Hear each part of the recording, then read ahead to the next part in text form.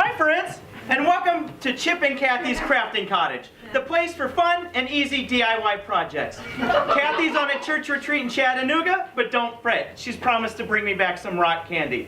So, I'm flying solo as I cover today's topic, sex toys. Oh my God. Folks, now why spend thousands of dollars annually on impersonal, mass-produced sex toys when you can DIY a well-crafted, customizable coital companion at home? So save yourself some dollars and do it yourself. Because let's face it, most of us are doing it ourselves at the end of the day regardless, are we not? So what do you say we take a journey south of the navel and talk anal beads, shall we? Now, for those familiar with our cranberry garland episode, this is going to sound very familiar. However, today we'll be using string with enough tensile strength to safely remove items from the rectum. You know, Kathy and I find anal beads to be such a harsh term. That's why we prefer the playful, non-deplume fruity booties, because we use grapes rather than beads. But feel free to use blueberries, tangerines, coconuts, whatever makes sense for your own aesthetic and elasticity. So then you want to go ahead and add a dollop of super glue and then freeze them. Not only will it provide adhesion, it'll give you a little something extra. Kathy and I are really into Coldplay right now. The sensation, not the band, but they are a fun group of fellas, are they not? Yeah. Well, you know, produce is such a terrific way to pleasure them. In fact, a cucumber can do the trick all on its own. So, yeah, there you go. Now,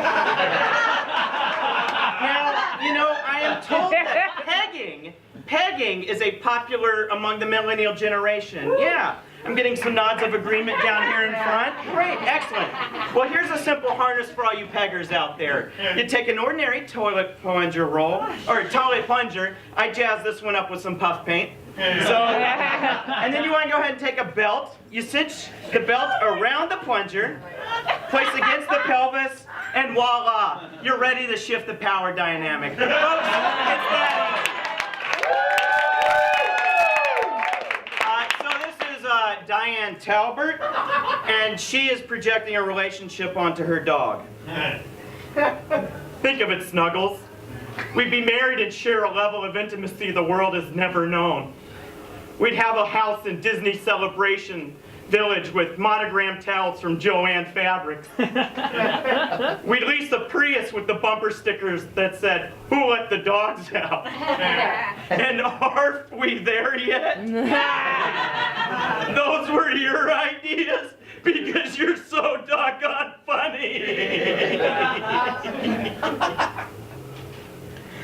Oh, you proposed to me where we had our first date, which would have either been in Olive Garden or the Boca de Beppo, wherever we could have gotten a table, because it was a Friday, and we didn't make a reservation, which is so us. This guy is a manager of a diner. So before we finish the pre-shift meeting, a reminder from corporate. Arlene's new signature garnish from now on is going to be pickles. Hey, Marquise, how's up? Thank you. So, every plate going out of the kitchen from here on out needs to have what on it? That's right, pickles. So think, you're picking up the order, plus you need pickles, so you're pickling it up. That's right, so what you gonna do?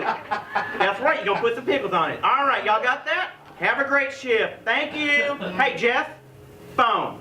No. Well, I tell you, Ricky, I didn't think being a manager was going to be this headache-inducing. Hell, man, it's up there with marriage. And trust me, dude, don't ever get married. It is nothing but hassle and heartache.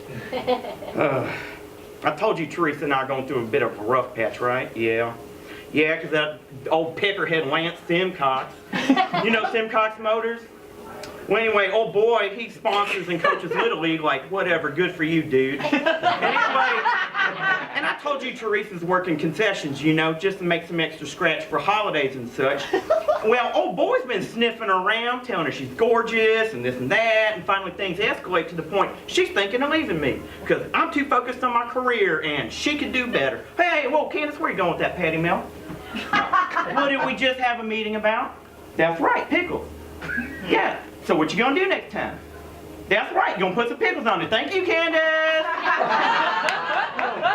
Tell you what, Ricky, they put me in a hard place emotionally, you know, because on one hand, I'm like, frick you, dude, for actively hitting on a married woman. But on the other hand, I still respect old boy because he's a small business owner. Pickles, you know.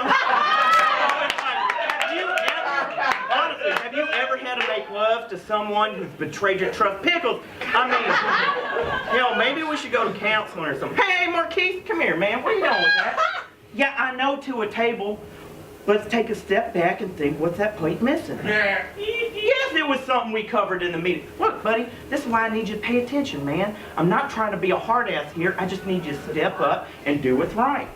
So what you gonna do next time? That's right, you're gonna put some pickles on it. Thank you, Marquise.